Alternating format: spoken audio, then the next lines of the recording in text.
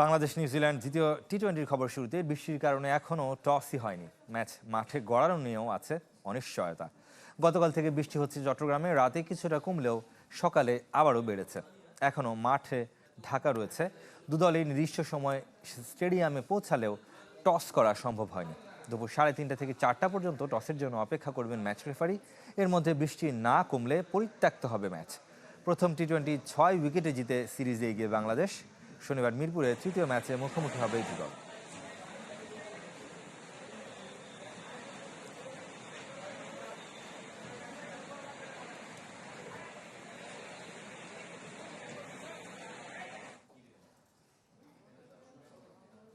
দর্শক, সাগরিকার সবশেষ অবস্থা জানাতে চট্টগ্রাম থেকে আমাদের সাথে যুক্ত হচ্ছেন সহকর্মী ইকরাম হুসাইন। ইকরাম, যেটা জানতে পারছিলাম যে 4টা পর্যন্ত হচ্ছে ডেডলাইন। এই মুহূর্তে আকাশের কি কন্ডিশন এবং আবহাওয়ার পূর্বাভাস আসলে কি বলছে?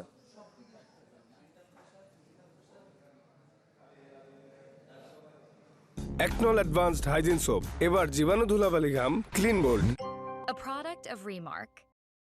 শোয়েব, আগের মতোই অবস্থা, বৃষ্টি থামেনি এবং অঝোর ধারায় বৃষ্টি হচ্ছেই। আসলে আপনি যেটা বলছিলেন যে কাট অফ টাইম আসলে 4:50, 3:10 থেকে ওভার কাটা শুরু হবে। 4:50 পর্যন্ত অপেক্ষা করার সুযোগ আছে 5 ওভার খেলার জন্য।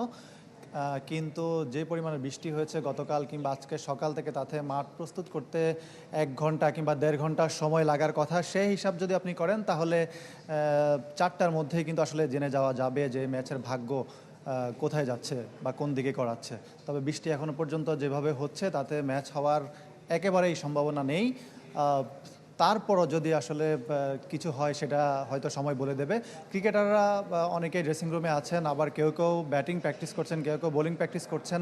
যেহেতু অলস সময়, সেটা কাজে লাগানোর চেষ্টা করছেন। ঢাকায় যেহেতু আরও একটা টি-20 আছে, সেই ম্যাচে কীভাবে ভালো করা যায় সেই জন্য আসলে ক্রিকেটাররা এই যে অলস সময়টা, সেই সময়টা কাজে লাগানোর চেষ্টা করছেন। শোয়েব। ইকরাম, আপনাকে অসংখ্য ধন্যবাদ। দর্শক, চট্টগ্রামের সাগরিকা থেকে আমাদের সাথে সরাসরি যুক্ত হয়েছিলেন সহকর্মী ইকরাম হুসাইন। তিনি জানাচ্ছিলেন যে এই ম্যাচটা আসলে খুবই শঙ্কায় রয়েছে এবং যদি শেষ পর্যন্ত না হয় সেক্ষেত্রে কিন্তু বাংলাদেশের এই সিরিজে হারার আর কোনো সম্ভাবনা থাকবে না।